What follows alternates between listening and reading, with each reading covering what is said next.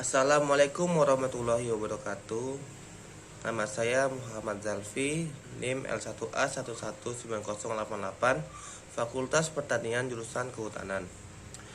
Video kali ini saya akan menjelaskan tentang proposal saya, yaitu pengaruh aktivitas ekonomi penduduk terhadap kerusakan ekosistem hutan mangrove di Kelurahan Bagandeli, Kecamatan Medan, Belawan.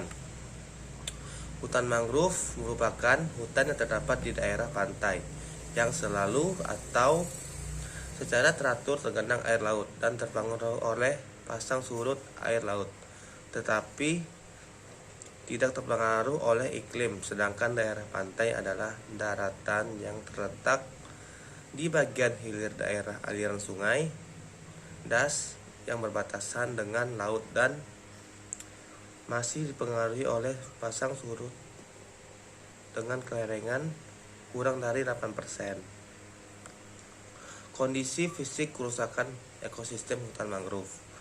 Kerusakan ekosistem hutan mangrove adalah perubahan kondisi fisik, biotik maupun abiotik di dalam ekosistem hutan mangrove menjadi tidak utuh lagi, atau dalam kurung yaitu rusak, yang disebabkan oleh faktor alam dan faktor manusia.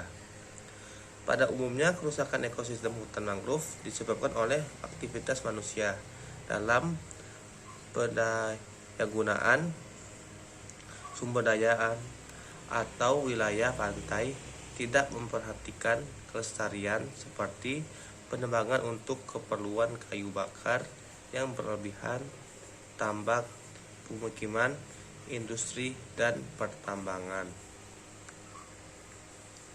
Ekosistem hutan mangrove yang mengalami kerusakan dapat dibedakan menjadi 3 bagian, yaitu kerusakan kecil, kerusakan sedang, kerusakan besar.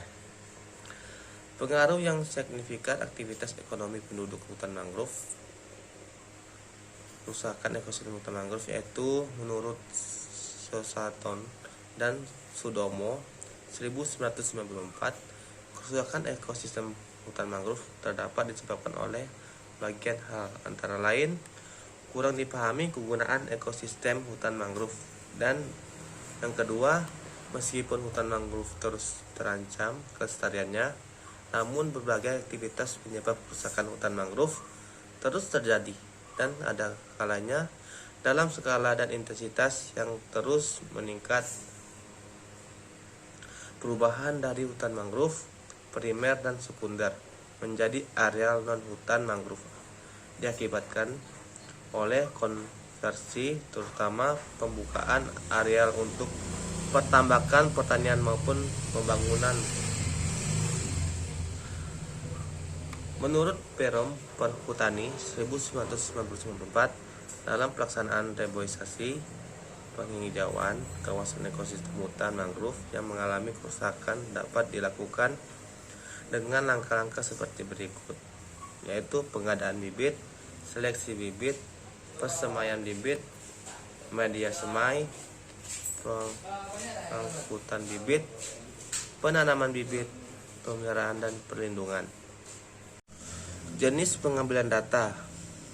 Data primer yang pertama itu observasi. Observasi dilakukan untuk mengumpulkan data tentang gambaran umum aktivitas yang dilakukan oleh penduduk yang berpotensi menyebabkan kerusakan ekosistem hutan mangrove di Kelurahan Bagandeli, Kecamatan Medan, Belawan, dengan mengamati secara langsung ke lokasi penelitian menggunakan lembaran observasi.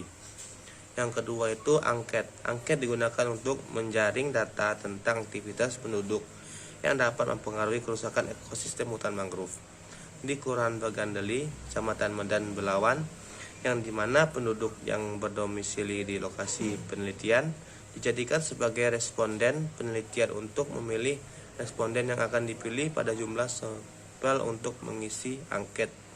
Dilakukan teknik sampel keseluruhan total sampling yang berjumlah 93 kepala keluarga KK di Kelurahan Bagandeli, Kecamatan Medan, Belawan.